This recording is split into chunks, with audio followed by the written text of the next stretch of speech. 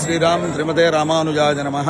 భద్రాచల శ్రీ సీతారామచంద్ర స్వామి వారి మహాసన్నిధిలో ప్రతి సంవత్సరం జరిగే ఉత్సవాల్లో భాగంగా విశ్వరూప సేవ అనేటువంటి ఉత్సవాన్ని ప్రత్యేకంగా నిర్వహించడం జరుగుతుంది.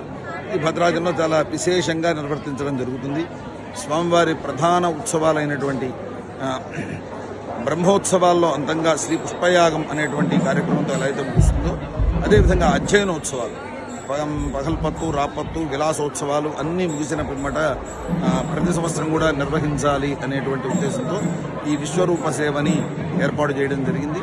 ఈ విశ్వరూప సేవలో విశేషం ఏంటంటే స్వామివారికి ప్రతినిత్యం జరిగేటువంటి దర్బారు సేవలో తన సమస్త పరివారంతో కూడిన రామచంద్ర మహాప్రభు వారిని సేవించుకునేటువంటి ఒక గొప్ప అవకాశం ఈరోజు ఏర్పడుతుంది. ఆలయంలో ఇక్కడ అనేక ఉపాలయాలు ఉన్నాయి. అందులో అనేక మంది ఉత్సవమూర్తులు వివిధ స్వాములు వివించేసి ఉన్నారు. ఆళ్వారాదులు, వాహనములు, సమస్త భద్రాచల రామచంద్ర మహాప్రభు వారి సమస్త పరివారంతో ఈరోజు స్వామివారికి దర్బారు సేవ చేసుకోవటం ఈ విశ్వరూప సేవలో విశేషం. అంతేకాకుండా ఈరోజు స్వామివారికి వినియోగించదగిన అన్ని రకాల పదార్థాలతో కూడిన ఒక మిశ్రమ కదంబ ప్రసాదం, వివిధ రకాల పప్పు దినుసులు, అదేవిధంగా వివిధ కూరగాయలు, అన్నం, వీటన్నిటితో చేసేటువంటి ఒక విశేషమైనటువంటి కదంబ ప్రసాదం చాలా విశేషంగా చేయడం జరుగుతుంది.